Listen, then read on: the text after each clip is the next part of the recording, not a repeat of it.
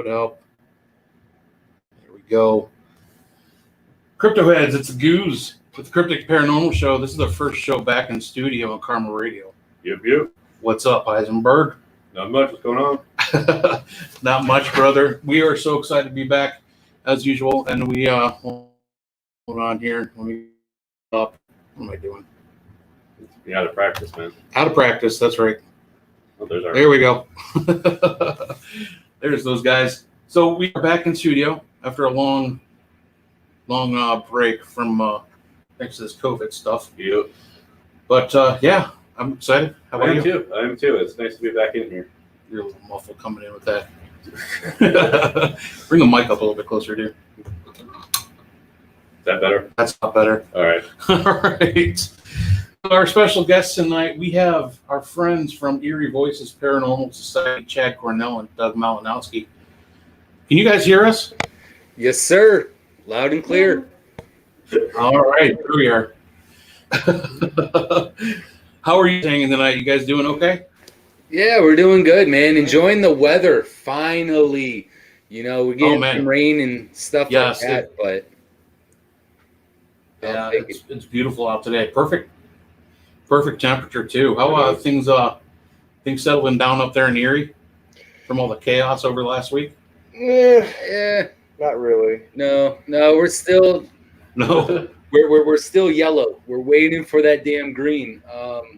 I know when we were in Madison a couple of weeks ago, like the people that started the riots in downtown Erie, they all got busted. So yeah, that was a plus.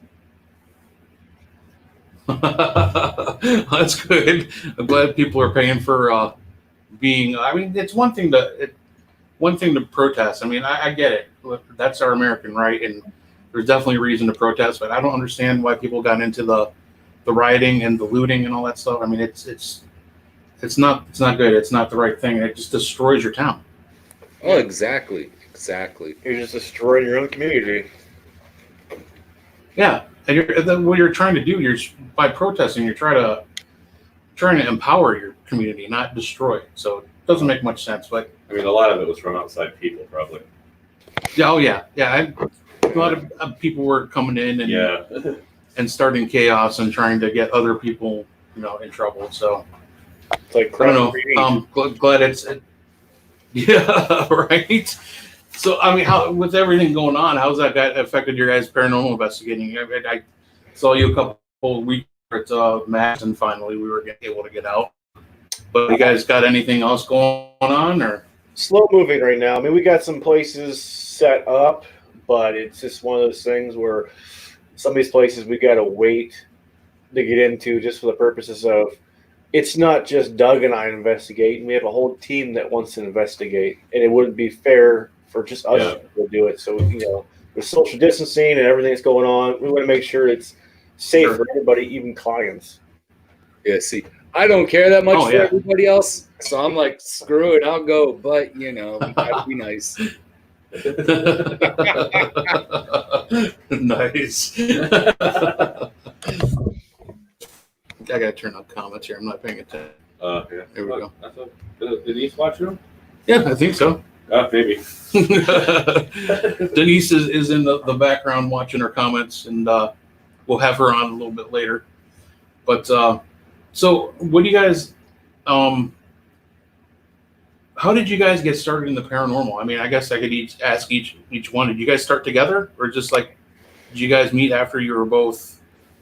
No, I started for a while, or I started about 13 years ago. I started off with our team to kind of learn the ropes because I had an interest, and I've known Doug and stuff for going on 16 years now, 17 years. Yeah, it's been a while. And I had a part-time job, along with a full-time job working just to pull some more funds in. And Doug was getting ready to plan a trip, so he wanted me to hook him up. So he got a job with me doing part-time stuff. And we just, Friday, Saturday nights, just hanging out, doing stuff and talking, and found out he had interest in it too. So whenever I started, the idea of doing my own team, I mentioned to Doug. He's like, I'm down. I'm like, yeah. Wait, what? He pretty much told me no at first. He was like, dude, you're not serious. Nice. That's funny. And the funny thing is, we're the only 2 original members left. No. You know, but I've been doing it Oh, for really? 10 years. Oh, that's the way it works out sometimes. How many people do you guys have in your group? So we have some part-timers included with our full-timers. We'll say about 8. Yeah. There's some people still part-time-ish. Okay. So, but usually there's a solid 5 of us that does stuff. Gotcha. That seems to be about what we have. We have like Yeah. 5 people that usually show up for everything, and then some people who can come whenever, go whenever they can. I mean, obviously, yeah, we all have families and we all have other responsibilities. So, unfortunately, ghost hunting doesn't pay the bills, right? No, but it's so much fun. It's a good release. Yeah. You know, to be able to get out It is. there and learn a story of something. You know, every building has a story, and that's what I enjoy most about it is trying to uncover the story of a building. And what's interesting is we actually bring a lot of our own, we'll call it our employment, what we do for our jobs, into our investigations because each person has their own different identity because of what they do. I mean, we have government employees, we got police officers, and they have a special skill that they can pull into our investigations, which makes it more fun too. Oh, nice. That is. It's nice to have that kind of that spread of Different talent. Yeah. Different talents. Yeah. Everybody can give a little something different into the investigation. It's nice to have somebody that can carry with them too at all times. Yep. Oh yeah. Yeah. True. There we go too. Yeah. There's some of us that carry even wrong. Especially when going to certain places, House of Wills. Yeah, every building is like a history book though, like the story. Yeah. Yeah, that's. House I of mean, Wills. That's my like bucket list. oh yeah. Yeah. I'd You love- guys been there? Have either of you been there yet? Or? No. No. Yeah. I bring up Hopefully this summer. Yeah, that's awesome. You guys got to check it out. It's a crazy place. I mean, It's awesome. yeah. I mean, you got to like separate yourself from the situation on the outside of the house, if you know what I mean. Mm-hmm. But it's definitely worth getting into and checking out. I mean, it's I can't even explain it. It's a different. It's just very different than any other building I've ever been in. Mm-hmm. So That's what we hear. Mhm. Yeah. It's one of those Yeah, places bring a bucket with you. we hope to get into summertime at some point. That's awesome. You do whatever you can to get in there. And Mike keeps saying, bring your own bucket. You don't want to use the porta potty in the garage. That's all I'm saying. No. I don't know when the last time that thing is. Probably better now. Yeah, It might be better, Yeah, but I mean, the time that we went, I thought like I would have rather just walked out to the middle of the street and just went to the bathroom right there. yeah, I would have taken my chances, man. it could be pretty nasty. Dave, Mr. Woolver's chiming in and said, look at all these gentlemen. I don't know who he's talking about. I guess he's talking about Chad and Doug, Yeah. not us. No, So, Chad, I'll start with you. How did your interest in the paranormal start? I mean, was there something going on at your home growing up? I mean, what was up with you? Mine was weird because my revelation didn't happen until I was in my early 20s. And it was more of nothing was happening to me at that moment, but I had a dream so vivid that I had a conversation with my mother about it because it was just something that stuck with me. And I was telling her about this story of, I felt like I was laying in a crib and I'm looking up and they were seeing this old woman looking over at me in her old house. And I was just telling her and stuff, and I was, very specific on what I was seeing. And then she made mention that, that actually happened. And she's like, I think you're having like a memory instead of a dream coming up. And she told me exactly the things that were happening in my dream that I saw about this old woman who used to own the house. She passed away. And whenever like myself or my sister were ill, she would actually show up and kind of come in and would look over at me. She would see them. She would see her appear in their room and walk in the hallway and walk into my room and peer over the crib at me whenever I was sick. And that made me like think, Oh. wow, I want to find out what's going on. And that's how I got into it. Yeah. Yeah. Oh, that's cool. What about you, Doug? I had a family member pass away. It was kind of tragic, and Yeah. I wanted answers. You know, I always believed in, you know, the other side that you know, we're not the only people here. You know, I've always believed that. And after my family member passed, you know, Chad started talking about starting up a team, and I jumped in both feet. You know, kind of selfishly, because when I first started, I wanted answers to this. And then once I started doing investigations and I started getting into it, you know, it just opened up a whole nother world for me. Awesome. You guys have a pretty interesting story. I mean, for me, it was kind of the same thing. I mean, I grew up and there was just weird stuff happening all the time. I mean, it felt like you're being watched. Stuff would just fly off shelves when you're sitting there watching TV. It was a while before we started digging, and we found out that the previous owners, both their kids, were killed in a car accident. And there's a long, crazy cycle story that I can go through, but I've shared it with our guests a million times, so they're probably sick of hearing about it. We'll talk about it another time. You know, when it's just us shooting the shit. You should have them relay your story over the comments. Yeah, right. Yeah. That's the thing, when you're kind of hosting the thing, you are telling them. You have to kind of rehash some of that. Because yeah. You have new listeners, you have old listeners, but, you know, you want to have the conversation. Yeah, totally. Hey, if you guys are listening too, if you guys got any questions for these guys, let's put them to the test, see what they can come up with. Well, we got a question here. Oh, here we go. Are there a lot of places you investigate locally in Erie? Yeah, there's a number actually. Erie has a lot of history to it, but then outside of Erie, like Waterford, Wattsburg, I know we've done a lot in Waterford. The Waterford Hotel, the Judson House. The Judson House okay. Hotel.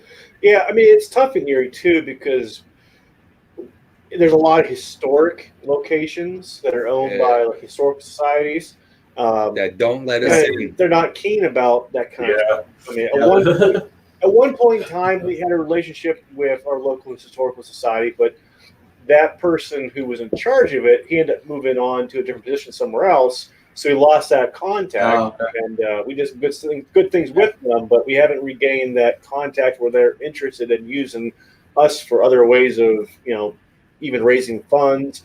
But we've done some pretty cool places around Erie during our time. But, you know, I think most known for us would be Waterford, which is only about 10, 15 minutes south of Erie, which is the Eagle Hotel, the Justice.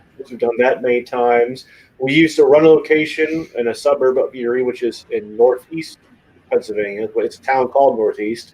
We ran a location there called Barnabas House for a couple of years, and then it got bought out by somebody else, and there's no more investigating there at this moment, but hopefully we can get that to change down the road because it's a fantastic location that really is a location as we were there, you know, helping get investigators to come in there and check it out.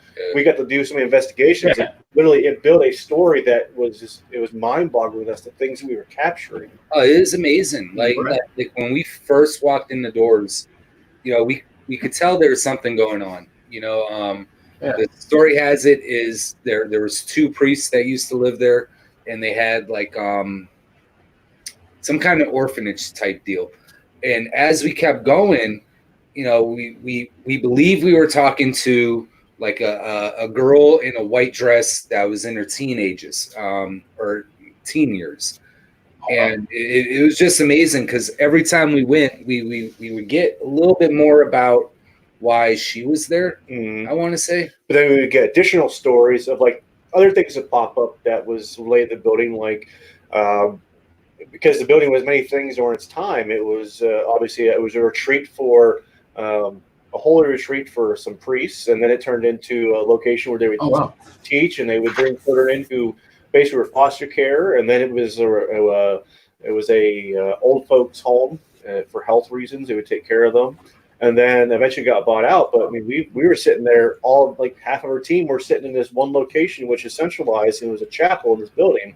And literally, we all could hear a woman singing, going door to door, about 5 minutes around us. And the best way we took it is we think it might have been a nurse at one point in time who would just do the hallway singing, go and check on her patients. And we all sat there for 5 minutes. Oh, wow. We all could hear this. Okay. No one said a thing. And then once it was done, we all conversed together, and everyone had the exact same thing to say. That was what they actually experienced. Yeah, it was so cool. It's like 3 in the morning. We're getting ready to leave, so we all just sit down. I believe I said a prayer. I said, I said, "Our Father," and we all just sat in silence. Yeah. And then we all start looking at each other because we heard it.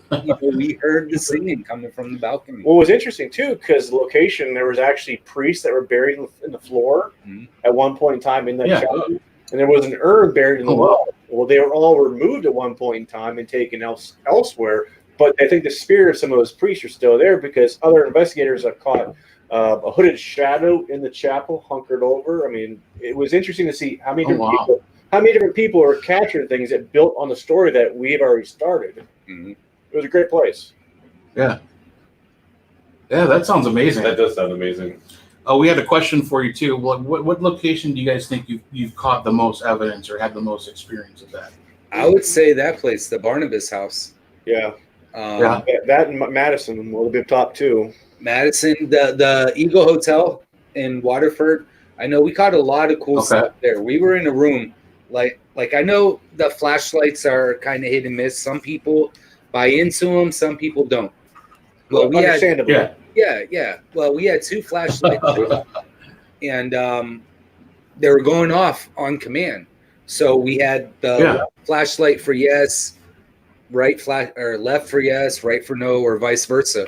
But whatever was in that room with us, it was going off simultaneously on command. Yeah, it was really cool. Yeah. Plus, we had knocking communications in the Judson.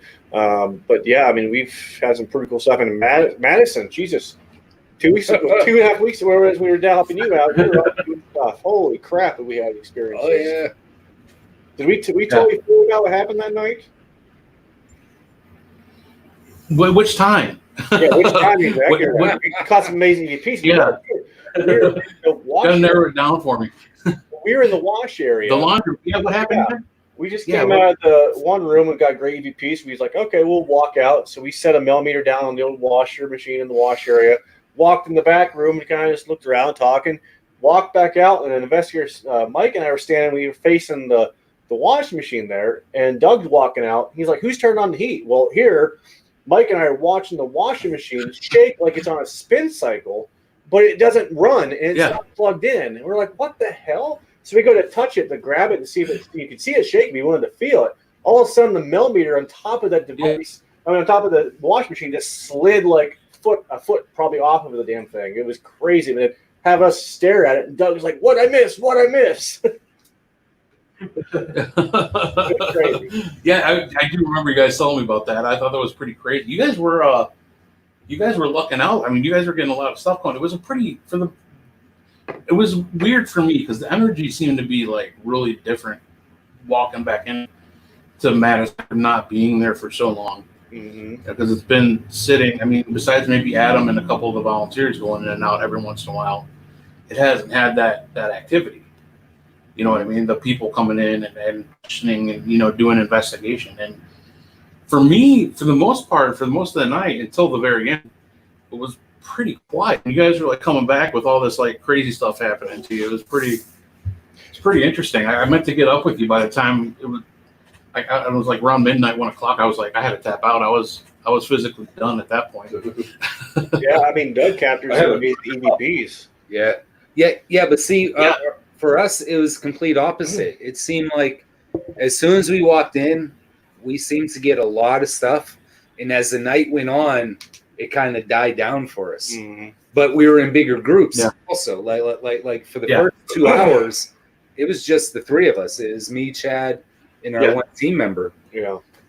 Well, and we kind of stayed away from everybody else. So wherever you guys were, we tried to go to the opposite side of the building. So yeah, I mean, we do that too. Has that effect on people. It was definitely an interesting night. We tried out some new pieces of equipment and had some pretty cool stuff happen with that. Yeah. So. What were you guys messing with? What did you have new? Somebody actually asked what kind of technical stuff you use. Well, we actually had a member who he has a SLS camera, which is great. But we were testing out. Oh, cool. We're testing out a G2 laser grid, which is cool because it gives you thermal imaging as far as you see if it's hot or cold. It'll actually kind of show you where it's at within that grid, so you can kind of get an idea where things are moving around. And we're in the basement. And we set the millimeter in the front in the grid, and Doug was sitting away from the grid so he wouldn't be picked up. And we kept seeing this little yellow mass come on the grid that you can see getting mapped out, which means it was cold. And it would show it in a certain area. It was interesting. So after we kept watching it come in, and we walk over, we put our hand in, you could feel the cold spot. Like, okay, so we backed away. Doug came out, stand there. You can see Doug. He's red, so he's hot. You see this cold. Oh, it's hot. This cold dots coming up. So it's mapping out a cold spot coming up to Doug. Well, then all of a sudden the millimeter starts going off right there where the dot's going off. So it's kind of neat having those two different devices actually collaborating together to document this. Right. Yeah, that's really cool when you have different, like multiple devices, like validating what you're experiencing. Mm-hmm. Yeah, that's really cool. I mean, and that's important. I think, investigators, and we've all done it. We take our one piece of equipment and it starts going off of that, but there's nothing to like cross check it or anything. And you're just staring at this one like EDI device or EMF detector, and you're communicating with that, but you're not really cross checking anything. But your situation, you had multiple things all at the same time. Yeah, I mean, we're kind of old school with how we do things, but we like to bring in some new equipment and tinker around with it, because just because you have really cool high tech equipment doesn't mean it's going to work in that location. They might not have. They may not know how to manipulate it. So you got to kind of just how the night takes you. Mm-hmm. I saw a question back there a little bit ago. Is there any place that you wouldn't investigate? That's a good one. I'd go anywhere. Heck yeah, I'm open. Yeah, that's what I would too, anyways. Actually, just an interesting question. Yeah, it's just a building. Now I might not walk around it by myself, but I'll go to any. There you go. Yeah, people think people are always curious. What's the most scariest place in these buildings? The bathroom. The bathrooms. Yep. Yeah. It really is. That is true. You're by yourself, man. So you're there. Yeah. Like, you're prone to have something happen. Well, Madison, somebody messes with you in the bathroom. Yeah. In Madison, there's somebody that messes with people in the bathroom. So. We actually had somebody else ask, have you ever been touched by a spirit? Chad's been touched. Yep. No, we're doing our live stream show. We were in Wildwood Sanitarium, and we had with Mr. Kimmel. Yeah, Kimmel was with us that night. We were investigating, and we were in the basement, and we were near this old tub, and it believed to have been used for electric shock therapy. I don't know if that really is the case, but it was weird because I had sensations of I could have these weird feelings that I don't use in investigations. You can't tell somebody your feelings, but I'm nowhere near psychic or empath or any of that stuff. Right. I felt sadness, and I was kind of out of it sitting in this tub. And when I kind of came to, we're talking, and I felt this burning sensation on my back, but it was more like your skin rising up. Door just live stream, and Kim, what's going on? And he lifts my shirt up, and he watched it scratch start forming on the middle of my back, and that was pretty interesting. Oh yeah, that would be interesting. Yep. Now, did you feel anything residual with that? I mean, besides the physical touch, like, did you feel anything energetically? Like, did you start feeling like nauseous or like anything like that, or it's just the stuff? Just the hotness and the skin rising. I've felt like tugs before, and you feel that you charge your skin. You can almost feel like your hair standing up. Like, I've had that happen, but this was different because literally I just felt this instant like rise in the skin and this slight burning sensation, and it caught me off guard. And I was like, do I really? Cause we're live streaming. I'm like, do I really say this right now live? I'm like, well, you know what? It's live. It can't be, thrown away. I'm saying, I'm like, Kimmel, check this out. So he checks it and he's like, dude, there's a scratch in the middle of your back. It's like, holy crap. That is nuts, man. I don't know how I'd react. Probably say ouch. Yeah, I mean, I'm sure I'd be freaking out, but it's not a sensation that I've ever had, like physically, like feeling scratched. Or I mean, I've had things like tugged. Yeah. Things I've like never that. had the Never had like a physical, like would be a hand or something. Kate had the hair pull. That, yeah, she did. She didn't have the hair pull, but I've never had the scratch. Yeah. I don't know. I mean, as an investigator, you kind of hope for it. Like someday, it'd be Sort really of, cool to kind just of, like yeah. have that physical kind of like interaction, but within reason. Within reason. That's like, Nothing too crazy. that's like seeing an apparition. That's the Holy Grail, but it doesn't happen. Really It doesn't happen to Yeah. everybody. It's hard to actually No. have it happen. And I actually had, after investigating for 10 years, I didn't see my first full apparition until I was actually at Madison doing a flashlight tour. Oh, okay. Yeah. Wow. And then Yeah. I mean, Brendan Shea actually had the exact same experience and didn't realize it until we had him on our show. And he started describing exactly the stuff I described without knowing the stories. And we saw the same Wow. person. Yeah. But you Wow, always that's good. That's you always a good hope that thing. Yeah.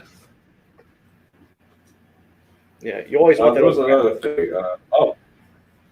First of all, I want to say hello, Eileen. Yes, you're on the right thread. I know Heisenberg answered, but she was just wanted to say hello. Hello, Eileen. She's been one of our longest friends and fans of the show. We love seeing her on.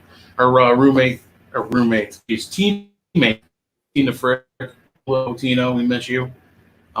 She said she was slapped in the face and then left a mark.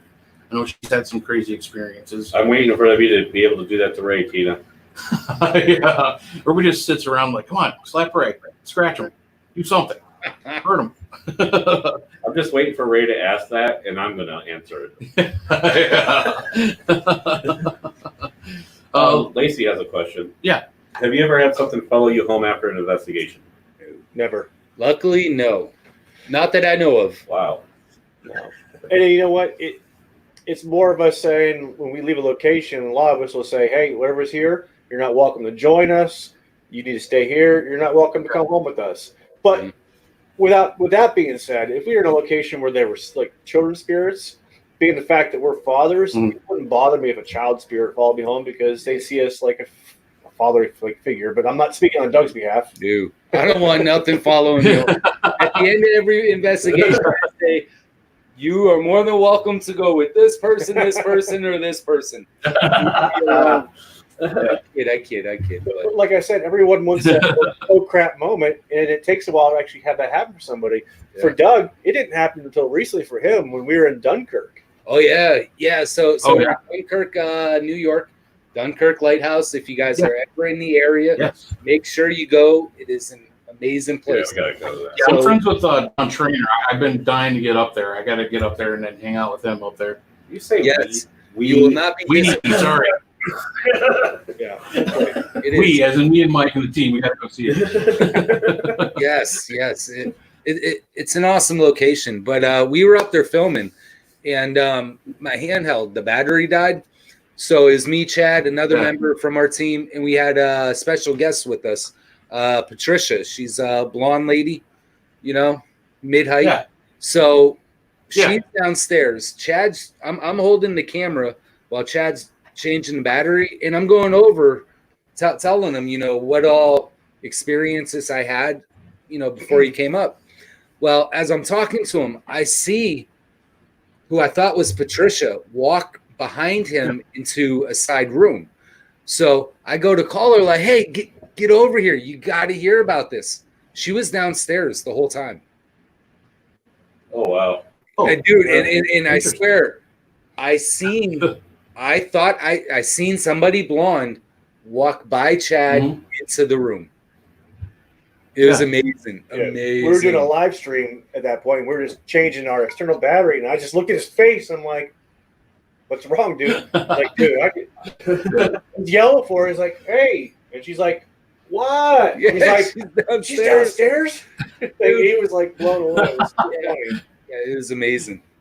That's crazy. It sounds like the kind of a doppelganger type thing going on there. Yeah. I know that's it's happened quite a bit at Madison as well, from what I've heard. I haven't experienced it myself, but I know Jeff Fenn has been seen there several times when he's not there or in a different, completely opposite end of the building. Yeah. A couple people have been seen there when they're not there. Yeah, somebody said they thought they saw Mike. He wasn't anywhere around. I was in the hallway actually with Addie. Oh, okay. She saw it out there. I gotcha. I thought you were out there. That's crazy.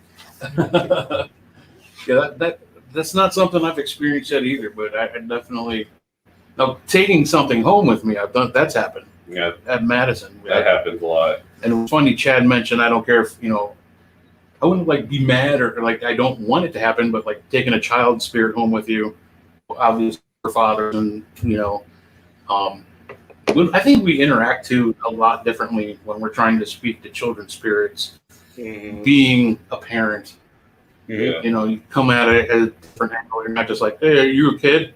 Hey, kid. Are you a little boy or a little girl? I mean, we actually get down on the floor and like pick up a toy and try to interact with them like we would our own kids. But like for a week, I had something like messing with us, and it was very childlike play. Like for like a week after we came home from Madison a long time ago, like one of I remember that. the first few years that we had gone there, and that was way before Adam's time even. Yeah, because Kim told me the story at work, so that's how I go was. Yeah, if my wife's talking about it, it's for real. She was not happy with me either. So, not that I intentionally brought it home with me, but it was. Well, it usually happens with us because we're tired after doing like flying tours or doing like those public things. We're not even thinking about it. Yeah. Like it used to hit me on the second day of doing the flashlights when I would do Friday, Saturday. Saturday, I'd just be like, drive it home, and then even sometimes I realize like, oh shit. Now, do you guys even like protection? Like, do you carry crystals and that kind of thing around with you, or just at the end of the night, Only you condoms. just say, "Stay here, we're going home"? Nah, I only carry condoms. I'm sorry. He practiced. I said protection. I left myself open. He practiced. You gotta be specific. No, we don't. We don't do anything like that. 'Cause I feel like most of our team is strong in mind, and we say, "Hey, we're leaving. You stay here," and that's pretty much all we do. I like to say a little prayer beforehand. Yeah. I'll say a prayer to myself, and other than that, it's kind of roll the dice, I guess. But we've never really been in a place that was really. I know Hinsdale House. I had a lot of. I was a little worried going there just because I heard of the stories from there. It's like, oh shit, this is big boy stuff. Yeah. But say a prayer and because you think about it, if you were to take and go on, I don't know, 500 cases. Of those 500 cases, how many do you really think are demonic? Maybe 2, 3. I mean, the chances of coming across are slim. I think 3 is a little steep, but I was gonna say that. Yeah, I mean, it's definitely the demonic thing. How do you guys feel about that? Is that something you guys think is just overplayed now because of the way they portray it on television? It is. It gets it sells. It gets that thought process in people's heads. So when things happen and it's somebody just trying to communicate, and it's just the way they're communicating freaks them out, they automatically think demonic because some of the shows out there really dramatize demonic hauntings. And we've always said this. If you're an a-hole in the real life, you're an a-hole in the afterlife. Oh, yeah. I'm going to have fun when I die. If I come back to haunt somebody, it's going to be a good damn time. I mean, I'm just saying. I'm still trying to decide how I'm going to be too. Right? You got to have fun. Yeah. Whether this life or the next. I don't know, man. I think when I die, I don't want to be sticking around here. I want to be up in the clouds somewhere, hanging back. And it'll be you and me, Ray. I'll be slapping you to death too. Nice. You're never getting rid of me. Eileen Menson actually had a pretty cool experience. It sounds like she said she had a child spirit follow her when she was in Gettysburg with her husband and 2 boys. She found out later that there was an orphanage across the street from where they were staying. That's pretty interesting. Yeah, I know that orphanage. Sounds like, but yeah, I mean, as far as taking stuff home, the child thing was probably the only time I have had experience that. You take the old ladies home. Yes, I do. And that's They like not to follow even me home. investigation nights. Damn. That's every night. You gotta stop cruising those senior Hey, citizens man, parking you know. lots. Check his phone. Look at his app. Oh shit. I like soft food and a nap. Yeah. Wow. Oh my god. Good stuff, guys. Thank you for asking your questions. You guys, Holly had one. Like, what is the excessive itching sensation that lasts for days after being scratched? I don't know, but maybe some triple antibiotic fluid would help with that. yeah. Okay. Don't they call that herpes? Yeah. Oh, dude. No, I don't think it's that. Well, I mean, I don't know. Anytime I've had a scratch, I mean, it's been irritated. Oh yeah, that's why you got to use the triple antibiotic. Yeah, spiritual or not, you got to keep that stuff clean. All right, man. You know, half peroxide, half water. So, like, what do you guys have a podcast too, right? Yeah, buddy. Yes, sir. You guys work for the other guys. The other guys. Yes. Yeah. We've been doing the podcast for 5 years now. Yep. We're on our second station. It's a fun time. I twist Chad's arm. I said, dude, we need to do this. He was like, I don't think we can. And I twisted his arm until he agreed, which is a good thing because he knows all the technical stuff. I'm computer stupid, so yeah, it never would have took off. There we go. But we got the same dynamic. Same dynamic here. See, well, I don't much. I'm here to make sure Ray continues doing it because he's had a couple podcasts in the past that he just doesn't have the. So basically, thank you, or you're welcome, guys. I'm here to make sure Ray keeps going. He's my cheerleader. Yep. Over there. Keep doing it, or I'm going to slap you in the face. Yeah. Wait. So, have you guys I know as a podcaster, sometimes have you had who's been your most interesting guest? Well, that's a hard question. All right, we had Miss Andrea Perrin was on. She is amazing. Oh. Love her. She's been on our show multiple times. She, after one of the shows, said, "Hey, you guys should have this guy on." I wish I could remember his name. I cannot. We had him on, and we were thinking, dude, this guy used to date Sharon Stone. This guy's ex-stepmother was Barbara Streisand. We thought we had hit the mega pay dirt. This is the most famous person we will ever talk to. He started talking about sitting crisscross applesauce in his front lawn with a laser pointer pointing to the sky and calling aliens to him. Yes. Let's just say the show went like this. Hey, welcome to EERIE Voice. This is our guest. And then it finished like this. Thanks for joining us for EERIE Voice. In between there, Doug and I sat back. Dude, it was amazing. I mean, I wish it was amazing. It was amazing. Lizard people in orbs. Yes. All right. A lot of people are in the Reiki now. The Reiki masters. Yeah. This guy, he was able to shoot laser beams out of his fingers, lightning bolts, when he Reiki'd people. Yeah. He lived in Cali, so he had some good shit, man. Sorry for my friend. Yeah. Please send us his name. But speaking of Andrea Perrin, that's actually a good little segue. We are actually having her on our show next week. I can't wait to have her on. Dude, she's an amazing. I met her. I met her briefly at the Old Mill Parafest a couple years ago, and mine was blown. Oh, yeah, she's it's just not about her, growing up in the Conjuring house. She's into all kinds of other cool, out there parent stuff. Mm-hmm. Well, she's going into a lot now, with extraterrestrial, because and honestly, I think if you believe in paranormal, you should probably believe in extraterrestrial too. I do. I mean, oh yeah, we live in a big universe. We cannot be the only living mechanism.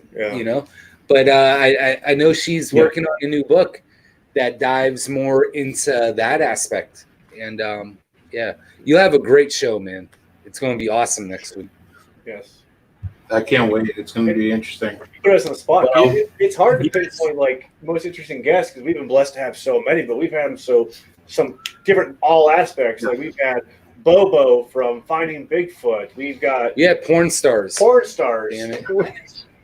Who hunt I saw that the paranormal porn star. We had the paranormal porn stars. That's awesome.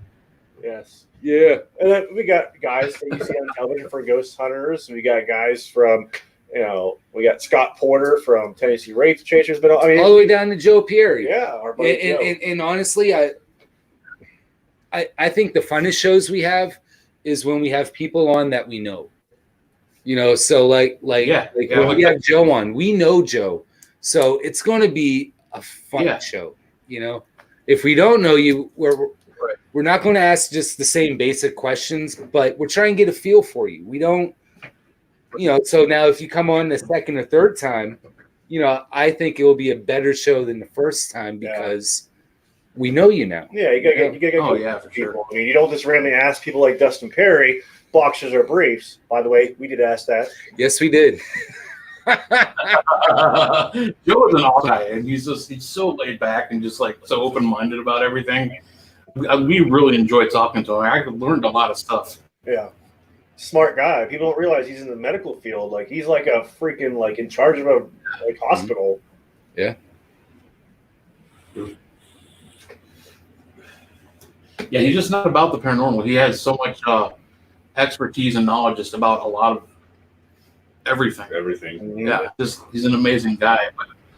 But I think for like you guys, I think some of the we have the luxury of having the studio here, so we love having like just local friends come in, interact with them. Like we have John Ward, who's actually on right now. What's up, John? Good.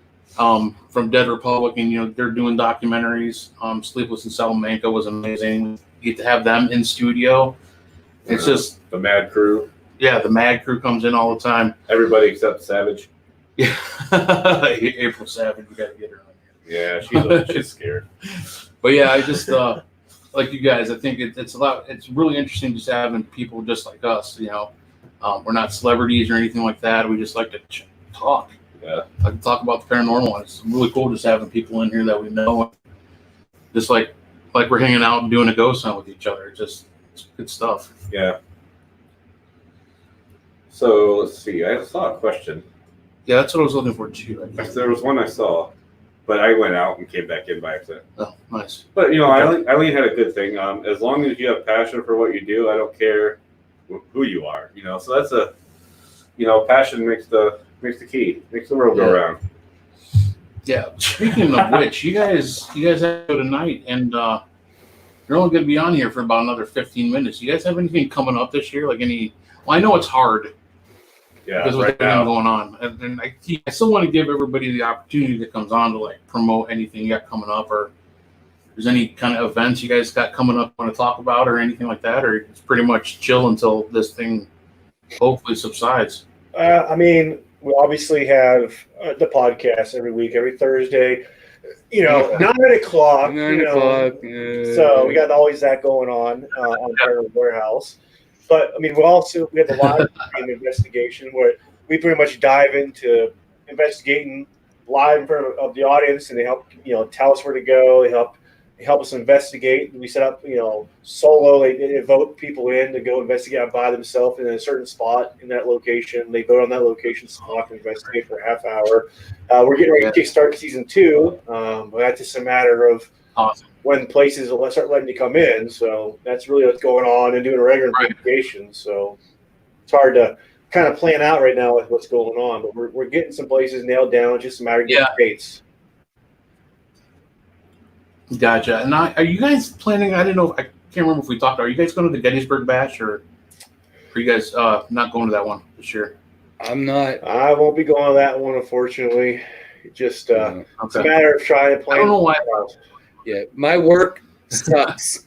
I can't get time off, unfortunately. Yeah. Put on my actually, What's that? It's put on by great people. Oh, They do yeah. a great job down there. I do. They're Oh, amazing. yeah, actually, Eric, Pam and Steve or Barry are amazing people. They own the Ghost Exchange, and actually Eric Julian's one of the coordinators for the Gettysburg Bash. What's up, buddy? We're gonna have Steve and Pam on, and Eric on here in a couple weeks. So guys, stay tuned for that. It'll be pretty interesting stuff. But yeah, it's really hard. I mean, we're trying to plan stuff, and we got an investigation. We had the old Licking jail planned, and they shut down. They're still shut down. So it's like it's really hard to be doing what we want to do right now. Yep. Luckily, Madison Seminary. Mm-hmm. But here's a good. Teresa asked, do you guys ever take guests as investigators? Oh, there you go. Not on that? private investigations. That's not fair to take to a private investigation, to take an unexperienced person investigating at a place we're trying to help somebody at. Some of these are locations that are for fun. We usually do the live stream investigations of those, and we bring special guests in the field to it. Most of the times, people want to come as a guest. They can come to like the events we do, or yeah. We assist try to do events that way people can come out, and hang out with us for the night. Yeah. I know we mentioned Judson House, Eagle Hotel out in Waterford a couple times tonight. We've done 2 or 3 things there with them already, where you pay $20, it goes to restoring the building. Yeah. So I mean, it all goes right into the building, and you get to hang out with us for the night. Yeah. We do, like our lecture. This is who we are. This is equipment. This is what we're going to do. Cool. Pretty much the rest of the night, it's hands on. Let's have fun. Yeah. We're big about giving back to our community. So we like doing these events that raise funds for these special needs or special locations. And it's always awesome to see people's reactions. It reminds you of why you might have got into the field. I know when I first, the first couple investigations, I was like a little kid. I'm still giddy when I go into a new location, but to be able to see somebody who's never experienced the EVP, or somebody that's never really experienced a knock, and see their reaction, it's like watching your kid open his gifts on Christmas. It's really cool. Yeah. It's still me. Whenever I get something like that. Yeah, right. It's like, Yeah. We get caught up in the excitement ourselves too. Yeah. Like, holy shit, did you hear that? Yeah. Yeah. But you guys ever have any issues in those events, like dealing with somebody who's like a hardcore skeptic? How do you handle that? What was that? You just let them be, or do you try to, when you have like, you guys see you work with the events and you get excited with the new people that are experiencing stuff. Have you ever had any issues with like hardcore skeptics that don't want to believe anything? We welcome them, because honestly, if it wasn't for skeptics, there wouldn't be any kind of motivation to move forward in this field. If they're skeptical of this, we're trying to find ways to show them, hey, this things we're showing you, they're aligning. So we try to bring these things to the table to maybe give them that little hint of, oh, maybe there is something going on. But you got to be able to welcome the skeptics, because if you don't, you're going to burn out, because you can't handle people having opposite opinions of you. And if that's the case, you shouldn't be in the field, because everyone's going to have different opinions than you, especially in this field. Yeah. I enjoy skeptics. Yeah. I mean,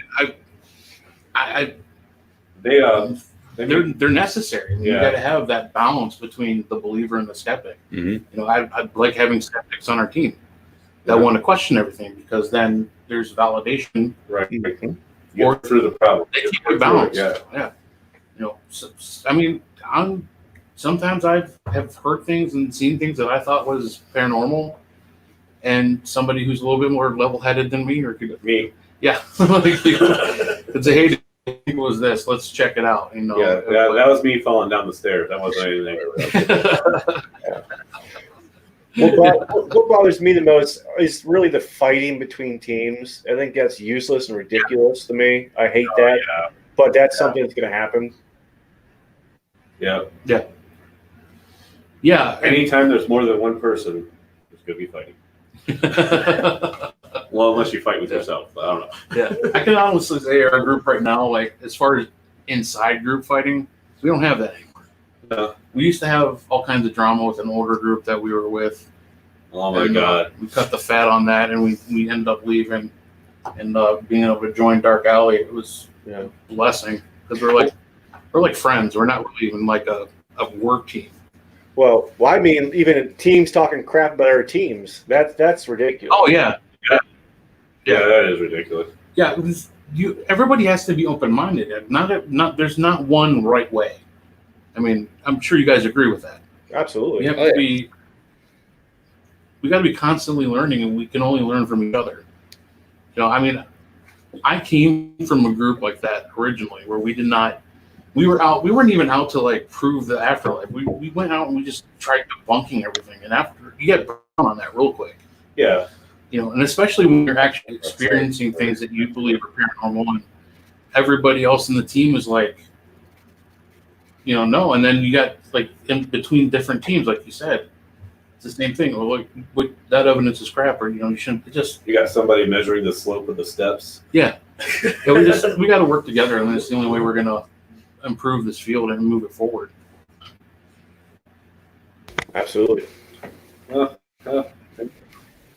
So Teresa said skeptics are the best to see them experience stuff, and I think that's true. It's kind of, you know, even if you like kind of just change them just a little bit, like they're like, okay, maybe. I think that's something right there. Yeah. And Eileen says, you guys have a spirit in the studio. Have they welcomed you back tonight? It's been kind of quiet, Eileen. I think maybe they need to get used to us again.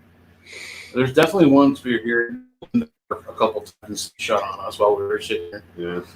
Yeah. And lock the front door. But what time do you guys have to go get on going with your show? You got Annie Weeble on tonight, one of our good friends. Weebs. Yes. So Weebs is on. Weebs is on, and all I gotta say is, we all know somebody, a rapper who used to wear this. There's a reason I have this tonight. Yes, it's a long story. It's a long story. So when you guys are done watching the Goose show, when it ends, make sure you come watch the replay of our show. Yes. Yeah. The replay. Well, we're going to be taking a break as soon as you guys sign off, so we'll probably lose all our guests. Yeah, we're going to lose everybody to you anyway. They're all yours. Yeah, but you guys are probably about 2 more minutes. Uh-oh. What? Well, see, I'm a little bit behind because I'm watching on Facebook. I'm not on StreamYard guys anymore. Yeah. So I see the big clock up there. Oh, yeah. You just saw the clock. I just saw it. Like I'm Well, awesome. You know, we got about 5 minutes left. You guys probably got to get off here and get ready for your show, probably, huh? Yeah, you guys. I got about 2 minutes for us. Okay.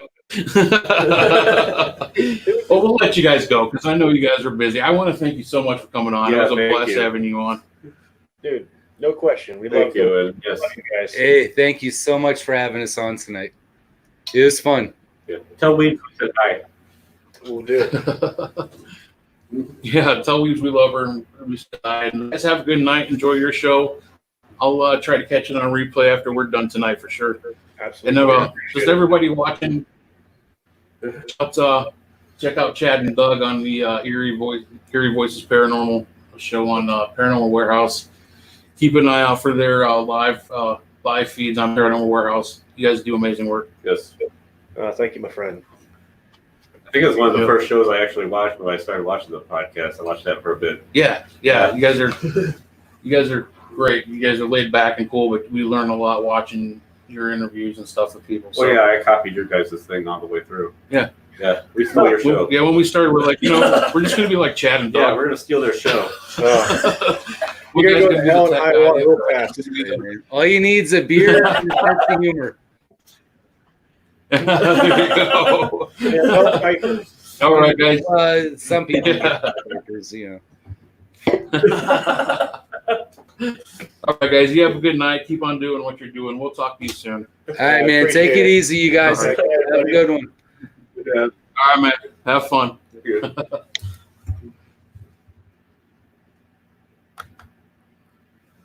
We're gonna take a break then. Yeah, we're gonna take a break. break. We're gonna take a break here in a minute. Before you guys don't leave us, we will be back. We're just gonna shoot the breeze and have a little fun here in studio, trying to kind of get back into the groove of being in studio and everything. Yeah. So stick with us. We always, when we're in studio, we do take a break. Yeah. I might even move back a little bit, see if I can take this mask off for a little bit. Get a little sweaty in here. Yeah.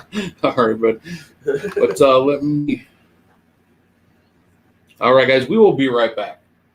So just stick around. Go make yourself some popcorn, get something to drink, take a potty break. We'll be back here momentarily.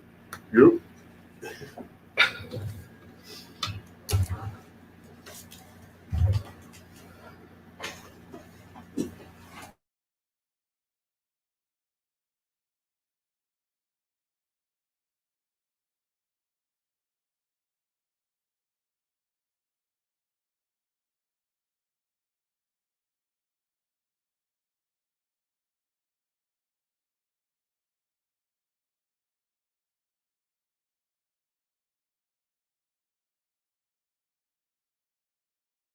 Sucks trying to be. Yeah, because like.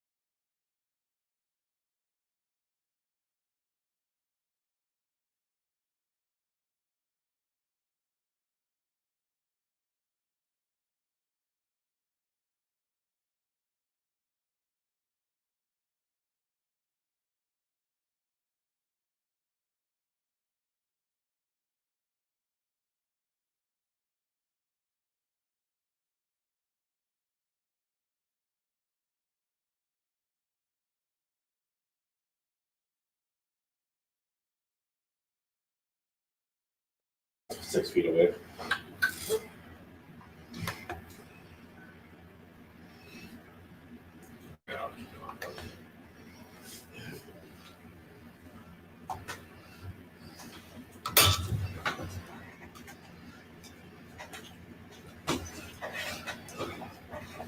All right, we are back with the Cryptic Paranormal Show.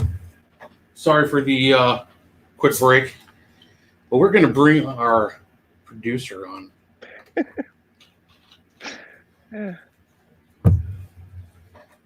it on the screen here now? Yeah. Like I think if I clicked on the thing. There she is. Here I am. Hello, Miss Denise. Hello. There you are. How are you doing tonight? Thank you for helping us out again. Oh, of course. Yeah, pretty good. Good. I got to get the comments back on here real quick. I don't know if I'll see the comments on the screen here. Hi, Eileen. See. Everybody was worried. I didn't say we were going to go on a break, so thank you for bearing with us and staying tuned in.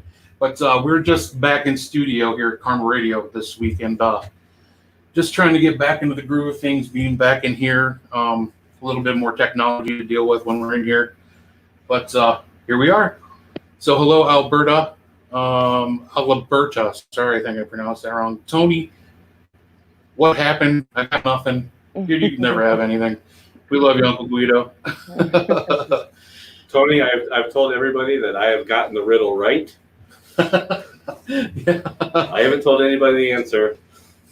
Oh, I did. I told Kate the answer, but I told her she couldn't post it. You know, with the social distancing and the quarantining and all that, there's been a lot of entertainment on Facebook with people posting riddles and the little gifts where you got to stop them at the right time to make the picture. Oh, I don't know how to do you know that. what I'm talking about, of course you don't. And podcasting, so here we are. Oh, look at that. Linda's on. What's up, Linda? How are you, my friend? Wait, is my mic on? Yeah. Oh, wait. Yeah, there he goes. I'm going in now. It's your microphone. There you go. Hello? Hello? Hello? Technical difficulties. Hello? There we go. Hello? He's back. Linda Dixon, my mom is watching tonight. Yeah, about that. She bugged me until I messaged you. It sounds like my mom. Yeah.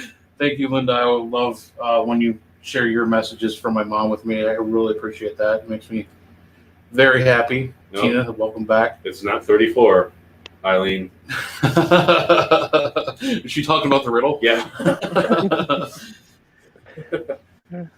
Alberta said, no, I pronounced it perfectly. Good deal.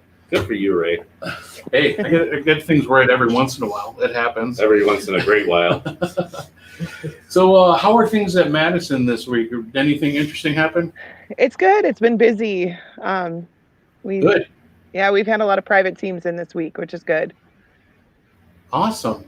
Now, Yeah. are we talking private, like investigations going Yeah, back on? yeah. People are really excited to get back out there, so it's That's good. awesome. Yeah. Yeah, I'm glad to hear that because they need it right now. I mean, Yeah. they've been shut down for so long. There was no revenue coming in. Right. We still have And, bills to pay, so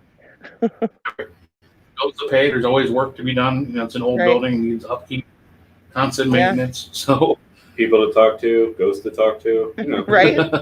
They missed us, man. We gotta get back there. Yep. So, no, go ahead. no, good. That wasn't anything. So, I was reading Linda's thing. Oh. You're welcome, my friend. I do like her vibration, especially her laugh. My mom's laugh was, I will say, very infectious. Okay. Oh. When she laughed, her whole face was just exploding with Floating. energy. Yeah. See it in her eyes and everything. Oh my God, her body, she just, her face just, I love my mom to death, and she was always a happy person and just loved life. So I always love hearing those messages. So again, thank you very much, Linda, so much. That's nice to hear those. Yeah. And I was actually just had a dream about her the other night. She's around. Yeah, I do believe that, like, that's how I'm communicating with my mom. I mean, sure it is. Yeah. So she just pops up, and it's really weird. It's always like in a time of need too. It's like when I'm having a rough week, which I think we've all been having pretty much every week for the last couple of months have been pretty rough. Yeah. I don't think I'm just talking for myself, but Yeah. she's been she likes to visit, so I don't know. It's cool stuff, and having Linda validate that's always amazing. So thank you. I think we're boring the ghost. What's that? The ghosts are sitting there tapping their feet, looking at their watch. They're ready for us to leave. No. She's probably talking about Madison with nobody being. Oh, there you Yeah. go. I thought they were talking about somebody being here, so I was like, oh my god, we're boring them already. Has anybody noticed any increase in activity since you guys have been back and more active in there? I mean, Madison's always active, so, and it didn't skip a beat, as soon as everybody started coming back, it started, right where it left off. Yeah, that's cool. Been Yeah, it was good. really cool being back there a couple weeks ago. And I'm Yeah. sorry, I know I'm not supposed to talk about it around Michael. He was upset he couldn't be there. Yes. His head's I down, told he's you. crying. I told you, it's good for your soul. Well, Yeah, what? it is. Yeah, it felt good to get out. Yeah. Yeah. I've heard my soul shattered, so I guess. Yeah, he was just telling me it was like the first time he was upset that he couldn't leave his house. Yeah. Yeah. But it was a responsible thing to do, so for No, me, it my was. family, so that's what I did. Yeah. No, it makes total sense.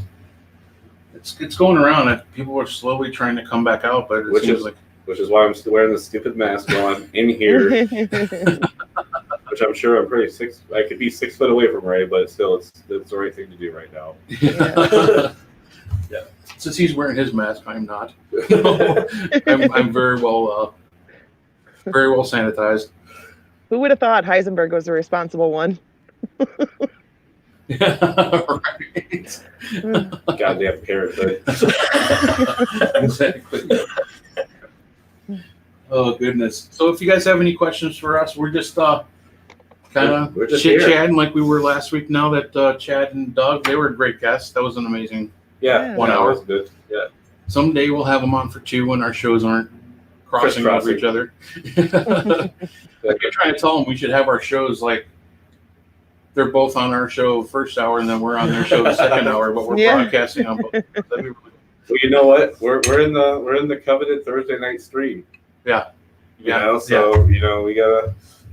Thursday night, I guess, the big podcast night, right? Well, yeah, it used to be like that on NBC with Seinfeld and all that. Yeah. So we're the Thursday night lineup. Right. I think ER was on Thursdays. I don't know. Now you're grasping, bro. No, I'm sure ER was on Thursdays at 10. Okay, I believe you. Sorry.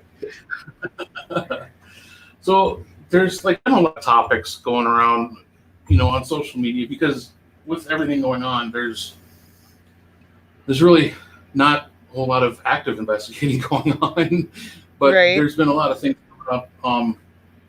Our friend Steve Broad had an issue with another parent Yeah, I saw that on. who just decided to show up on property that says no trespassing at least 40 times around the property And film it.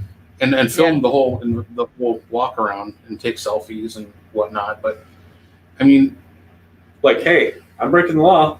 yeah, I mean, literally sitting right next to a no trespassing sign. I mean, it's Right. ridiculous. I'm not saying any names, but it just looks horrible for us. I'll say Yeah. it if I can remember it. What's her name? I've already gotten myself deep down that rabbit hole talking shit on social media about it, and Oh yeah.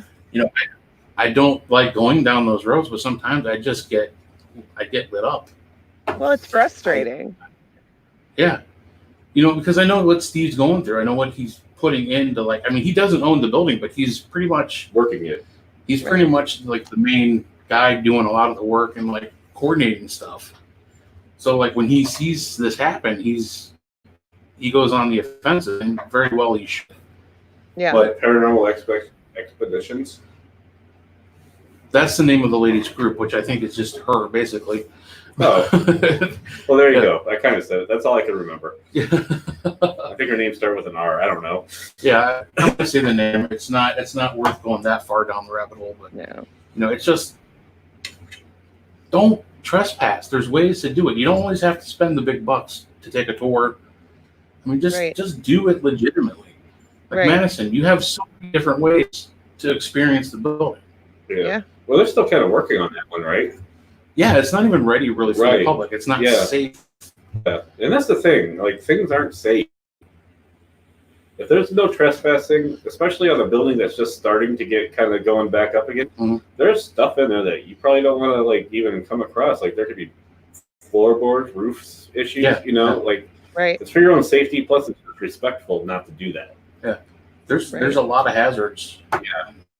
Yeah, people breaking into these places, and it's just bad on the paranormal community. Like, I mean, I understand the desire to get into a location that you want to get into, but you just don't go there. Right. It's disrespectful. Like, yeah, it's just you don't do that. The same rules apply to everything else in the world. You're not going to break into a store. Well, you might, but you're usually not going to break into a store to walk around and take pictures of yourself inside of there when you're not supposed to be there. So it's the thing that people don't respect these locations as they would anything else in the world. Right. And then especially, if you're in the public eye, you have people watching you and they see you go into this place. And yeah, you might have been respectful when you're there, but who knows who's going to come next and what they're going to do to the building if they know that it's easy to get into it. Yeah. They're going to say, oh, this building we can get into without anybody really knowing. I think Madison was that way before the cameras were set up. Right. Yeah. There are ways you could get in, you can get in, but it's dangerous. One, and it's disrespectful. Like it's a two-way street there. Yeah. Right. You could get your hurt, and you could get, big trouble. Yeah. That's true too. It's not even just about the location. And then you're gonna sue the person because you got hurt when you're trespassing. Right. Right. That's the culture we live in right now. Right. I broke in here last week and I hurt my ankle, so I'm suing you. Yeah. It's ridiculous. Eileen says she's agreed that you should definitely be respectful. And there's just like there should be signs up. Yeah, right. There's 50 of them. Steve said himself there's 40 of these no trespassing signs posted. Right. All over the place. Yeah. But you know what? It's not even about that. I get it. And it makes, they make really valid points about putting all the signs up so people can't say, like, I didn't see it. But at the same time, it's like when you bring your food to work and you put it in the refrigerator and somebody eats it. You know damn well you didn't bring that turkey sandwich in. Why are you eating it? You know what I mean? Like, you know damn well you're not allowed in that building, whether there's a sign or not. You're not allowed in. Then they get pissed that you had turkey and they wanted chicken. Right? Right? Why did you put mayonnaise on the sandwich? I like mustard. I don't like mayonnaise. It's frustrating. Yeah, it is. Like, and it puts a go ahead. You don't need a sign to tell you what's right or wrong. You should just know not to go in there. Yeah, it's just well, unfortunately, in the world we live in, and this has been this way for a long time. No, this I know. Just something that yes, you do need almost like neon bright signs saying "Do not enter." Right. And then they're going to be like, "Well, the sign flashed once, so I thought it was fake." I thought they were calling us in. Yeah. It's just common sense. It's common sense, and people lack it. They don't have any. Period. Yeah. But yeah, I just thought it was something. I wanted to kind of vent on that for a minute because it's just ridiculous, and I think like what these guys are going through trying to get these places safe so people can come in. Right. And for people to do that and reverse it and then they're going to be like $20. Oh yeah. Right. For 5 hours. Yeah. It's not too much. Yeah. Oh, Eddie says, "Hey Denise, I have see Eddie bragging. I have an EDI coming in the mail next week, and you can't use it. Yeah. Oh, Eddie. That's it, Eddie. You're off. You're off the feed. Yeah. But yeah, it was just something I wanted to get out there because I know Steve was dealing with it, and Steve's a good friend of ours, and has been putting a lot of work into it. Right. It's like Adam has been putting a lot of work into Fairfield, and a lot of people we know. And whether they own it or not, are just doing a lot of volunteer work, and these people are just disrespecting that and going and, Right. you know, especially like you said, they're in the public eye. So when they do it and they post it, it makes it okay for other people to follow. Yeah, it gives them ideas. Yeah. Right. Like, oh, you got into here, so maybe it's not that hard to get in there. Let's go give it a shot. Exactly. And I don't own Madison Seminary, but it would certainly piss me off if somebody broke into it. You know, you don't have to own it to feel the passion and to get angry about it. Well, I think we got such a connection with Madison that if anybody broke in, we would have to go take them out. Yeah, we would Right. probably we would form a hunting party. Yeah. Pitchforks, torches, Right. marching down the streets of Madison. I think the kids in town are afraid of us, so they're not going to break in. So it's good. Those people that work in the old jail. Those people that work in that brick building. I don't know what it's for, but It still amazes me to this day. Like, Denise wasn't working at the convenient at that time. Yeah. And I just go in there and get coffee. Oh, you're a paranormal investigator on Ghost Hunt or something? I'm like, yeah. And he's like, where are you guys going? I'm like, seriously, dude? Madison Seminary? where Right. Where is that? I'm like, are you kidding me? Go Yeah. outside and look across the street. That big brick building? I Right. feel like it's across from the Walmart. It's like the biggest building. Yeah. It's the biggest building in town. I mean, I could probably throw a rock from here and hit it. So No. right. But I mean, that comes back to like why it's so important what we do with, you know, paranormal investigation and how that money gets filtered back into preserving all these historical locations. yep. Yeah. You know, if it's being done right. I mean, I believe there are some locations that are That- just there to take the money. Yeah, they scrimp it. They might give you like every dollar for some, you know, like Yeah. put $1 aside for the building. Right. I'm gonna take Right. this 275. Yeah. 5 years later, they replaced one window. Yeah. Yeah. With Look what we plexiglass. With plexiglass and duct tape. Yeah, I love when people come to Tina Frick wants Madison. to know. Oh. Yeah, she wants to know what are the best. I'm assuming she means EVP recordings you got from Madison.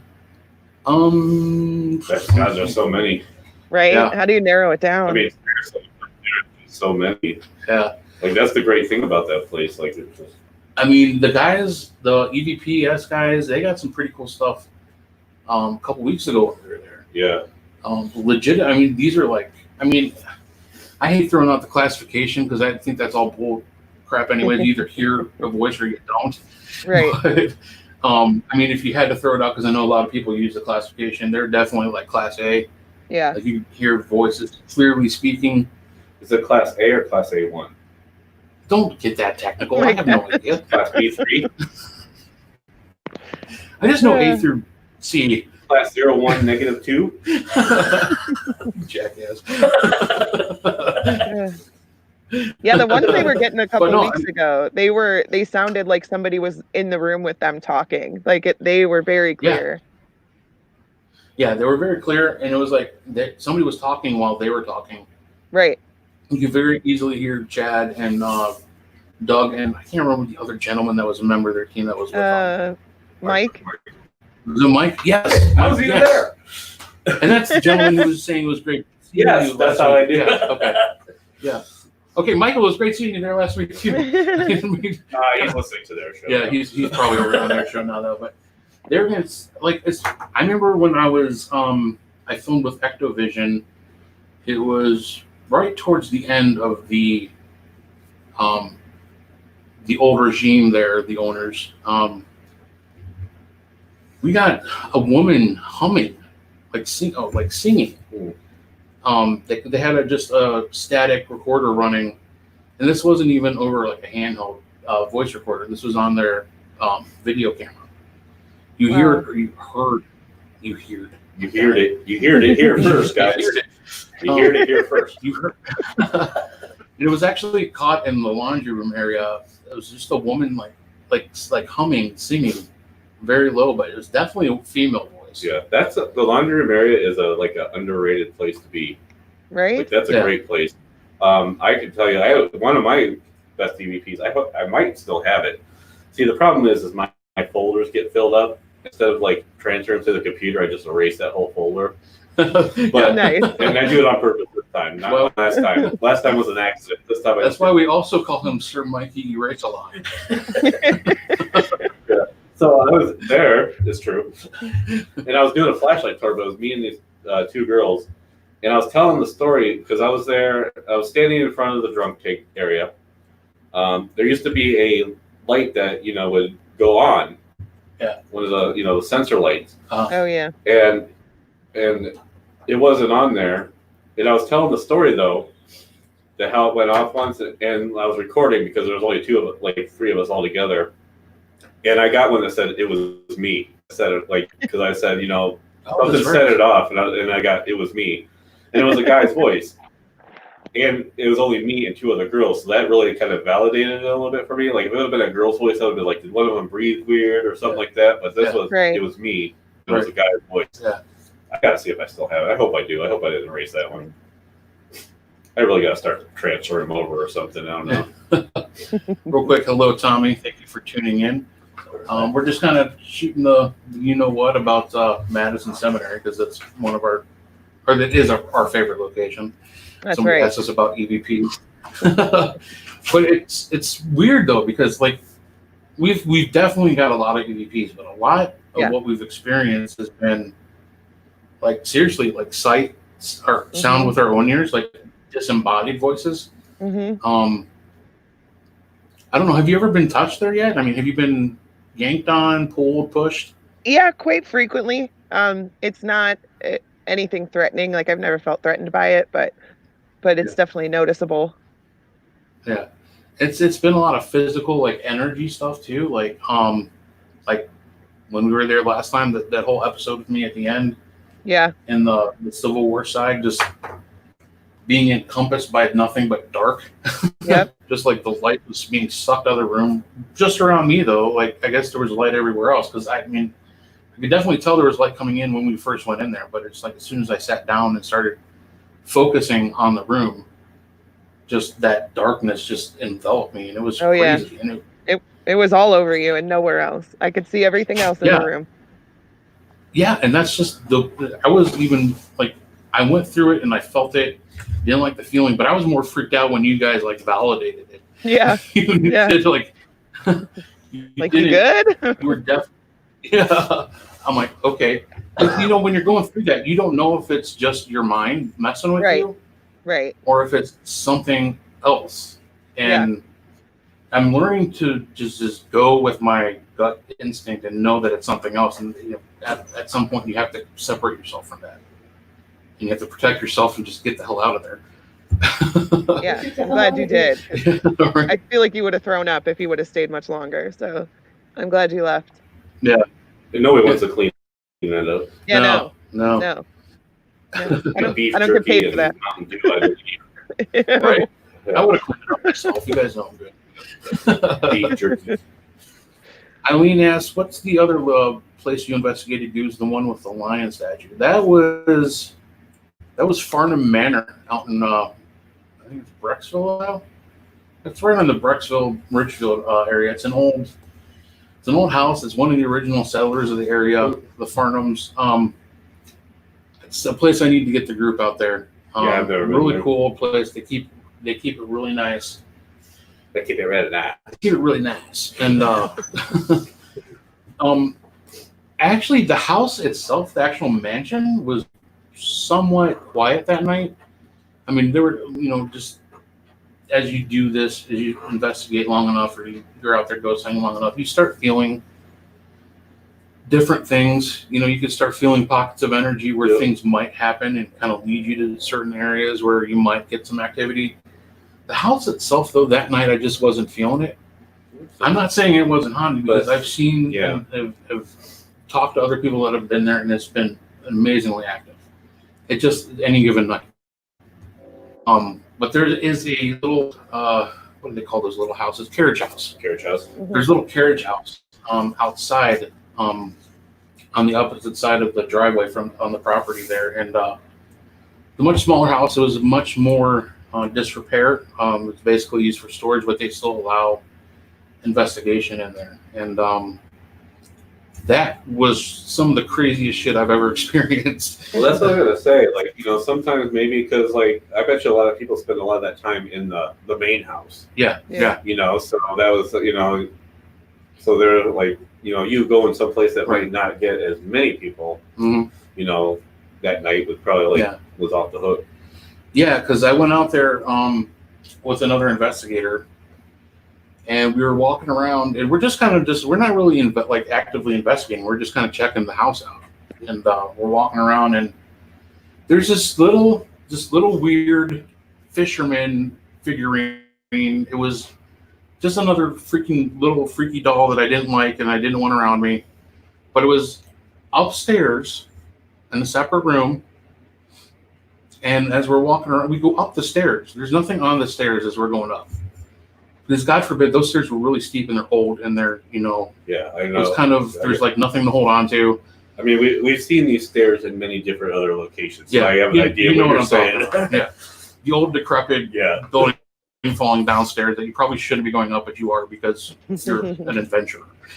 So we're going up and we're going around, and like in every single one of these rooms, they have placed those freaking ass dolls everywhere, just hiding around corners, sitting in windows. So I'm like, you know what? I've had enough of upstairs. Let's go back down. So we go back down, and downstairs is like, it's mostly storage. Like I said, there's a pool table in there. You can definitely tell people have been hanging out there.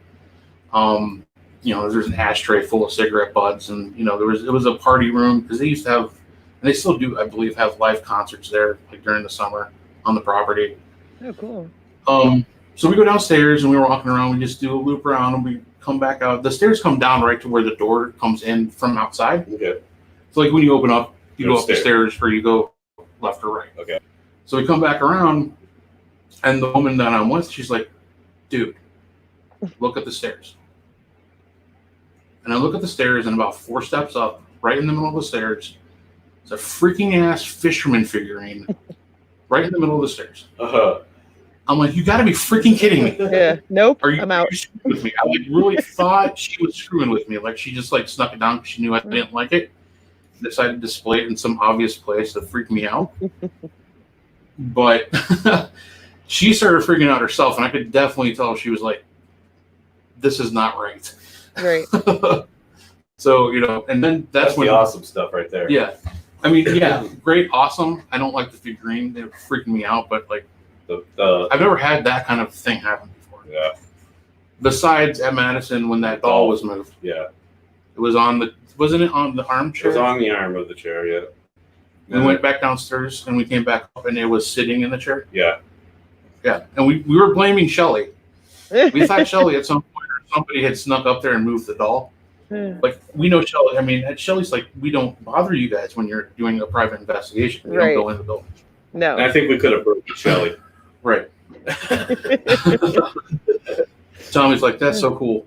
But also in that carriage house, I went back out with the Santoris later on that night.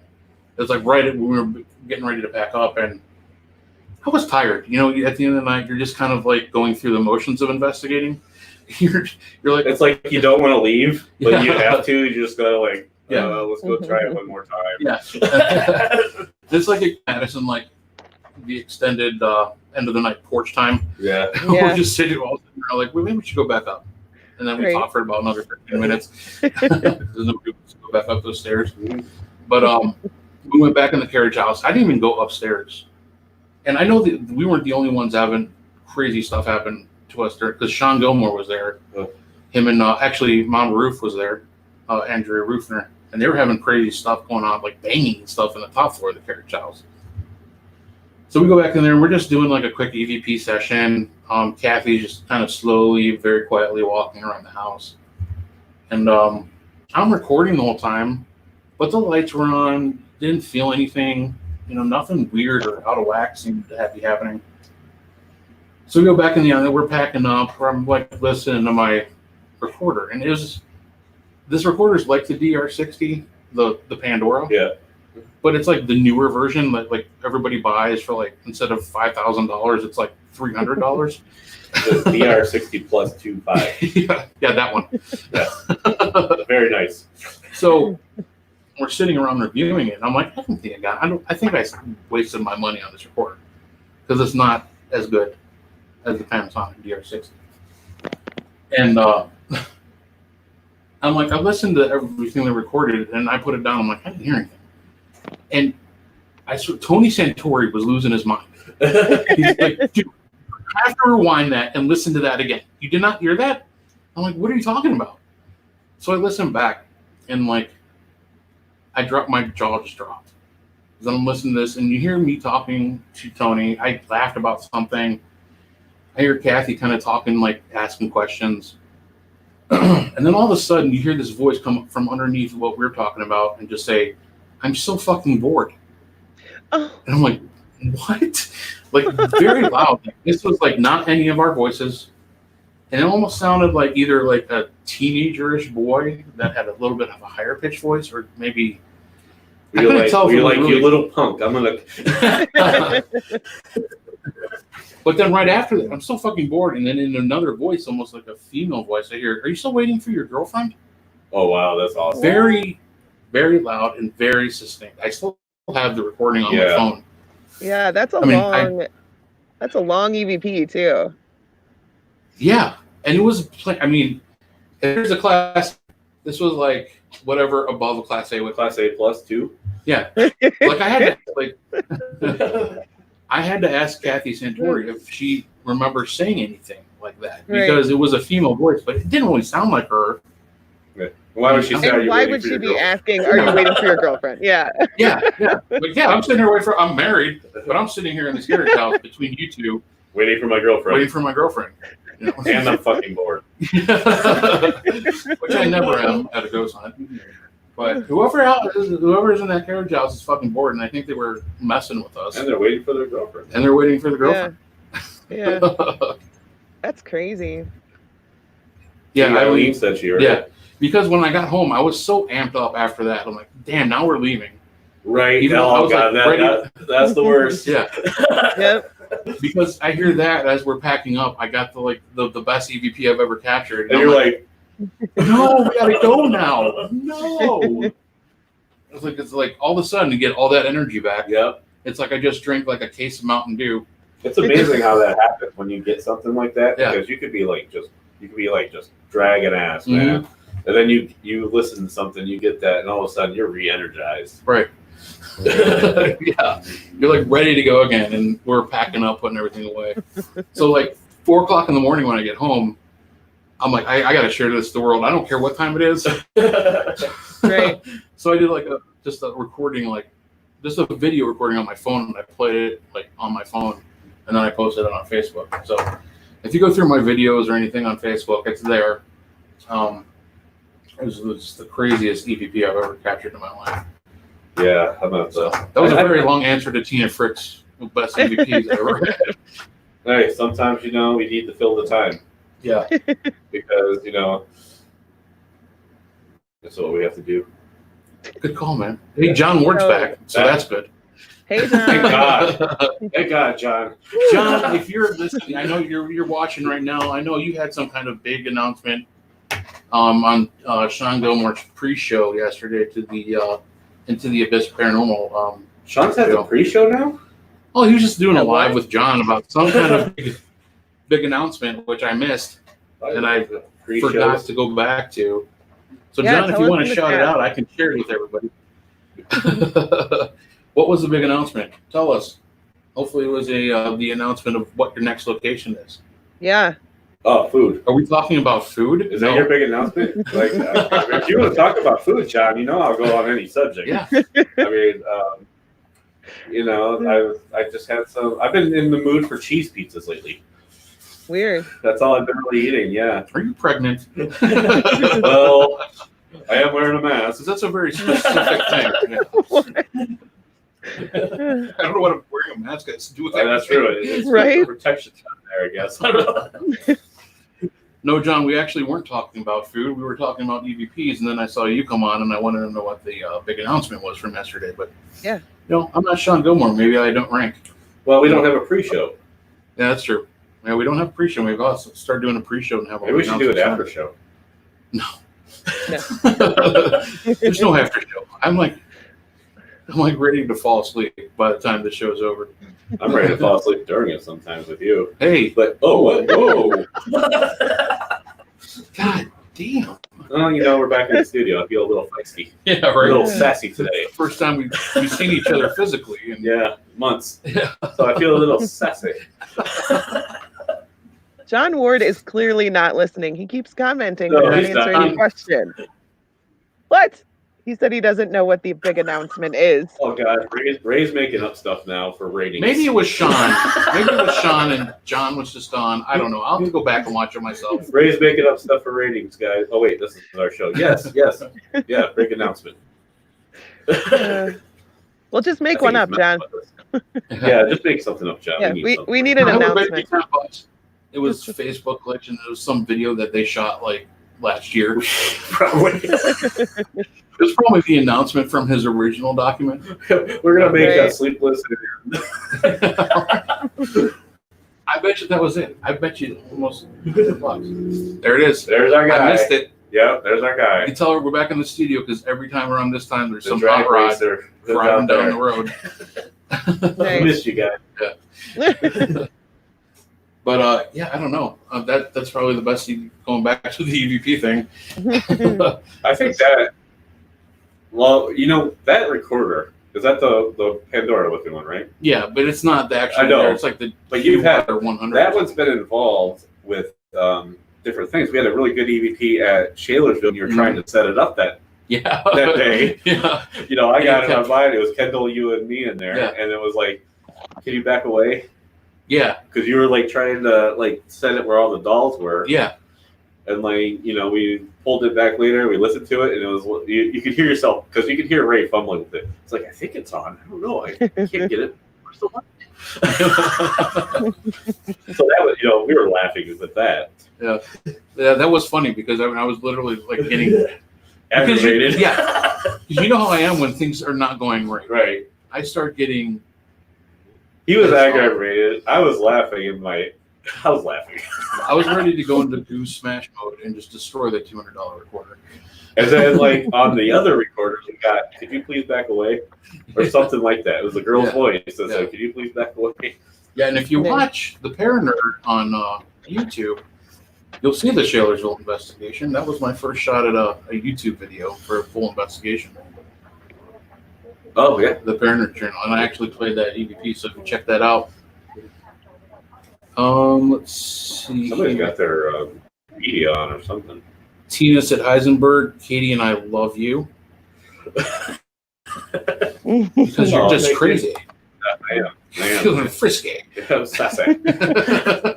I'm feeling sassy tonight. Man, we are in a mood. Denise, what are you doing? I know. Jesus. I'm trying to. It wasn't dark outside when I went outside, and now it's super We're dark. trying So Denise I'm said trying she does a live Bigfoot hunt in her outside. I'm about to like throw up, man. I feel like I'm on one of those whirly rides. It's like some Blair Witch shit going on. Yeah, like she could be like, "I'm so scared. Oh, It's not even any better inside my house. I'm so scared." Tina wanted. She asked. Let's see. Oh, John, real funny dude. He said he's going on a solo tour, which was part of that whole rabbit hole dive I went on a part of earlier. Oh, okay. The lady who was Wink, wink. yeah, the lady who was involved with the trespassing is like been talking about her solo project, which I think most of the situation is she's solo because. Nobody wants to hang out with her. Thank you for saying it. I don't want to do it. That's what I'm here for. Because I don't give a shit. I'm almost like Santori on this show a little bit. Shirley said, "Dee, you're really making me dizzy." I know. I'm Yeah. sorry. She's I'm still almost doing there. it. I'm almost there. Where are you going? And why are you walking in circles? I'm not. For those of you who didn't know, we're doing a live ghost hunt from Denise Yeah. Smith's house This is a tour of my house, guys. You're welcome. at 12345 Middle Ridge Road. 7-6-32. Okay, I'm done. And, I'm done. Oh, there you go. I am the sass master. Yeah, I was Yeah. saying Tina Frick said Heisenberg is the sass master. I am. Sassy. Sassy. That's my cat's name, by the way. Man, we've really derailed. No, this is just about normal. Yeah. Man. Yeah. Welcome to the chaos, Denise. Yeah. Welcome to your nightmare. I think she'll jump up. Yeah, I think she can hang. She can hang. I get it. But Tina Fritz, Are you outside back now? No, I'm in my she's playroom. got a tree in her house. Oh my God, you have Yeah. a tree in your house? Yeah, I painted that. Do you like it? Huh? Yeah, that's very awesome. nice. That's Yeah. really cool. Yeah. I enjoy that very much. You should come do it at my house. I'll paint something at your house. Paint the Batman symbol. You know in my the bathroom. trick? Yeah. I could do it. You told me. Listen, all you do is just use one of those old school overhead projectors, and you just print whatever you want on there, put it up on the wall. So easy. Uh-huh. Even you could do it, Oh my Heisenberg. God, you guys are hurting me. You guys are hurting me. Heisenberg's a real artiste. I'll let you He's a borrow real it. painter. I don't need it. I can't wait. I've been trying to get to cleaning my basement because he painted me a picture of the Death Star. Yeah. And it's been sitting in my bedroom, and I'm like protecting it so nobody touches it. Yeah. It's the destroyed Death Star. Yes, Actually. it's the destroyed Death Star. It's freaking Nice. amazing. And I know you've painted a picture of Madison. Yeah. Well, I haven't finished that one. It's been in my basement Oh, that's right. Yeah, for 2 years. yeah. He's still working on that. 'Cause I- he keeps going back over it. And I'm redoing about it. ready to throw it away, actually. You should have just went with the original. Yeah. See, now you brought it back in. Yeah. Sorry, man. So much for Finish that. it. It's just- Now I'm hurt. Tina was asking if we've had her. I'll send you a picture of it sometime, Denise, so you can see what it looks Okay. like. Tina, I'm All trying right. to get to your question. Sorry. Sorry, Tina. I am so sorry. Sorry. Sorry, Tina. No, I'm the one who brought up the paint stuff. So, but I didn't realize it was going to turn into a therapy session for. Heisenberg. Everything should turn into a therapy session for me. I'm a very fragile person. Welcome to The Heisenberg therapy session. I take all, bring it all in. welcome to this week's episode of Help Heisenberg. Oh my God, we need like 5 hours a day. But no, Tina was asking if we've ever caught a spirit picture at Madison Seminary, and I do not Yes. think we have. I have. Oh. I mean, I haven't. I've seen Have you? one though. Yeah, it was I know there amazing. Yeah. But I'm answering that from a personal aspect, which we have not. But we don't really roll with cameras too much. Right. No, we don't. No. You know, it's No. usually we just call out what we see with our own eye. I have a real problem with cameras because number one, you have to carry them, and I don't like carrying things. Right. Like I got I'm with you. like I got the grandpa box, that beautiful spirit Yeah. box that Jeff Fent Yeah. built me. That's about all we're carrying. And Yeah, that that's isn't all I even a need. push because like I really wanted to take that upstairs into the asylum last time, but I just number one, besides my knees, I'm like I do not want to haul this all the way up. Right. So I'm gonna have to get another kind of carrying bag for this thing, so I can like just throw it over my back, so I can use the handrails to get up the stairs because I Yeah. am the old man. And but no, we have not captured anything personally, but again, we don't really do a whole lot of pictures. I also, and Heisenberg knows this, I'm very overly probably critical of. Yes, Picture I am evidence. too. I am too. Yeah. It's hard. It's really got to be, and that's not taking anything away because we're not there at the time that it happens. Right. So we don't know the whole, and that's the problem with pictures. Sometimes we don't know the whole Mhm. situation going on. Right. We might think it's a reflection of something when there's not even a reflection possible. Right. Right. So it's just hard with the. Yeah, and you can never remember. Like I mean, your lookers, even if you're looking at them like 10 minutes later, Right. Even if I'm like, was there a mirror there? there's no way you can really go back and replay Right. every moment where everybody was standing. Mhm. If you capture a shadow per se, you can't unless you're reviewing right on time as you're taking these pictures, which you probably should be. Yeah. But a lot of times you have to take at least 5 or 6 pictures like real quick to compare, Mhm. and you can miss something or. The picture that we got, the team actually, they were doing a private hunt and someone was just randomly taking pictures of the bedrooms in the Civil War side. And Yeah. they actually saw it as soon as they took the picture, like on the little screen. Okay. And Yeah. there was about 20 people there that night between the team and the volunteers. Like there was about 20 of us. And every single person that looked at it immediately said, "Oh, look, there's a lady sitting on the bed." It wasn't like, Oh, wow. you know, you had to squint to see it or nobody had to point it out. You know, it was very clearly a woman sitting with her hands on her knees, sitting up very proper right at the edge of the bed. It was amazing. Right. It was really cool. Yeah, see, that's cool. And I'm not taking it away from you. I just know from us personally Yeah, and how we investigate. It's our investigation style. Yeah. You know, we're like, we do our thing and then we wait and then we review after we're done with the session. We don't do like real time right. Yeah, review. we're just. So and I just know if I saw a shadow, I'd be like constantly in the back of my head. Well, I don't know where Michael was standing, as to what light was coming in and stuff like that. But I mean, I've seen some pretty cool stuff. Like, you know, we were always talking about all orbs are just dust and raindrops and bugs and stuff. But, you know, I always come back to the situation we had where that lady was showing us the orb pictures from the National Cemetery. It was in Washington, D.C. or Arlington? Arlington. It was the Arlington National Cemetery. Her kids took them. So, and they were the ones who brought it to her attention. Like, there were several different students in her class. It was a class trip. Yes, it was a class trip. It was 3 different cameras. 3 different cameras on 3 different phones. Was it phones or? I think there might have been one phone, like a couple phones and an actual camera. Yeah, right. And this was like, okay, so normally when people show you orbs, it's like at night. Yep. Like through an IR camera with a flash, which can cause all kinds of contamination, just right off the bat. Right. IR is great at seeing at night, but when you see dust, you just see so many different things. Right. That could be just contamination. And we learned that from the actual live cameras. Yes, right, yeah.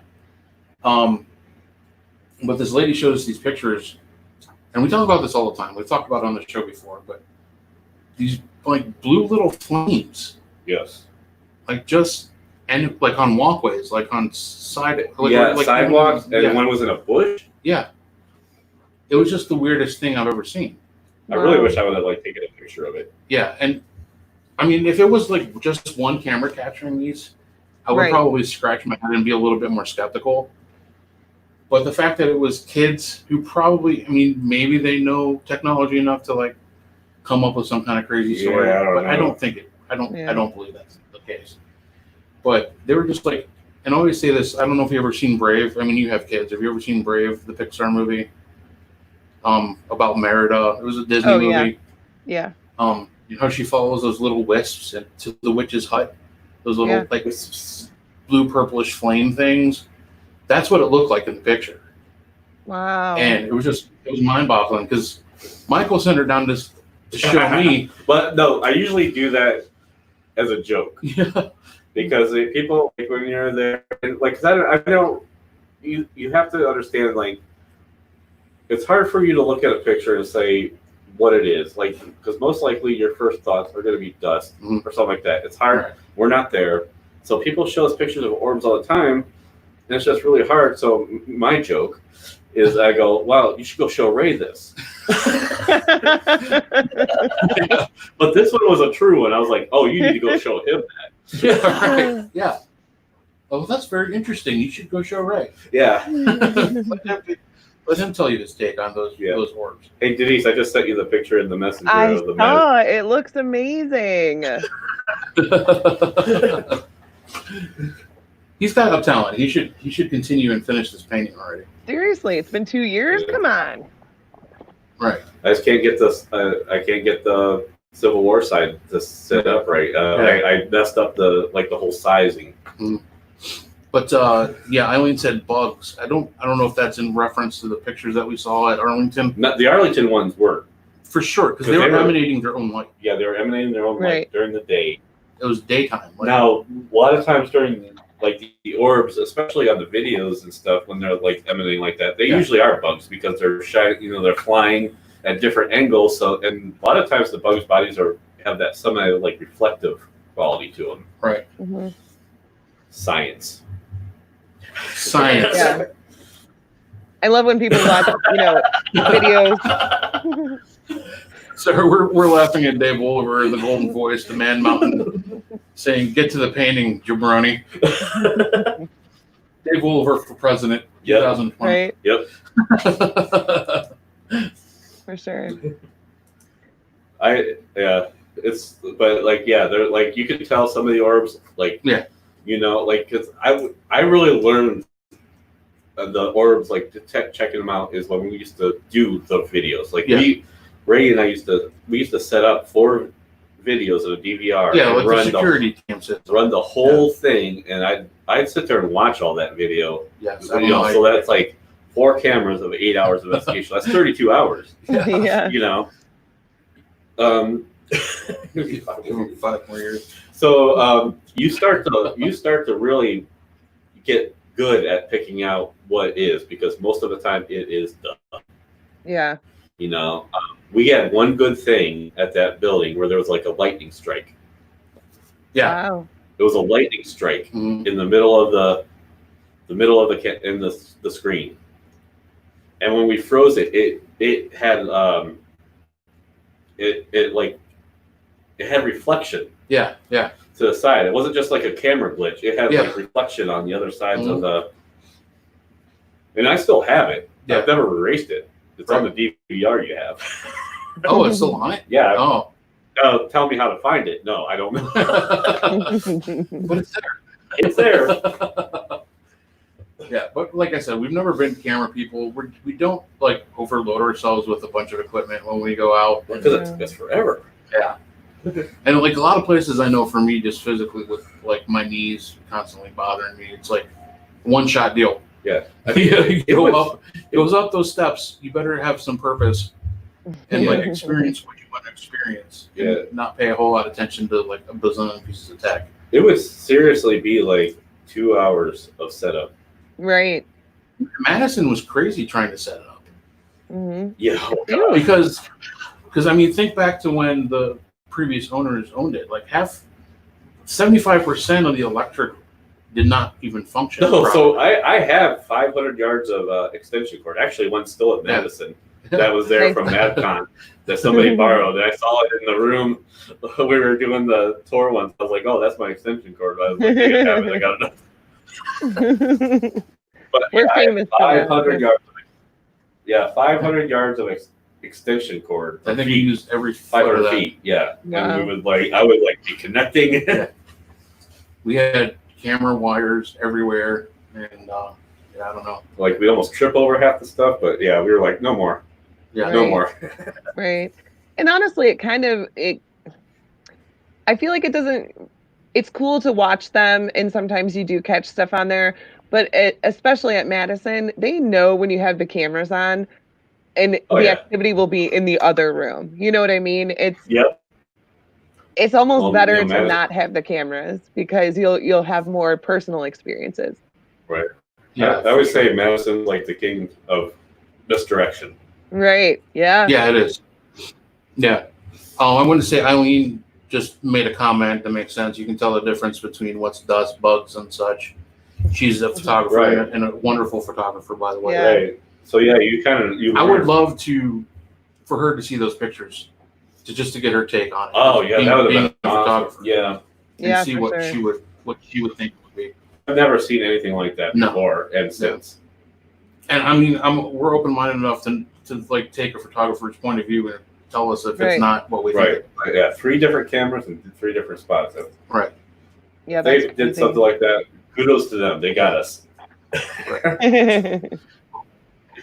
Crypto heads. That last hour went really quick. Yeah, but it did. we What? we're gonna have Oh to my sign off here pretty quick. Yeah, no. Yeah. We're gonna have to sign off pretty quick here, so the Dave and Dave show is next up on Karma Radio. So we will speak to you later. We have a really cool guest next week. Yes. Yes. Let's say that before we leave. Super excited about. If you don't know her, you should. Andrea Perone. She grew up. She was one of the parents, or I call her Perone. It's Andrea Perron. Karen. She was a member of the Perron family. She grew up in the Conjuring house, but is involved in so much more and has so many stories to tell.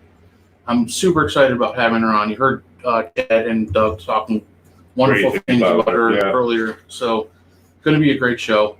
Yeah. Denise, thanks for your help again tonight. Yes. Thanks, Sure. Teen Hours. We love you. Anytime. Yeah. Crypto I'm CS. heads. It's been real. We will spook you later, and maybe remember next week, Andrea Parent. Yep. Yeah. Cool. Awesome. So everybody have a good night. Stay safe, and we'll see you here next week, Thursday night, 8 to 10, on RU Media and Karma Radio. We're back in studio. Back. All right, we'll speak to you later, crypto heads. Enjoy. Bye. Bye. Bye. Bye.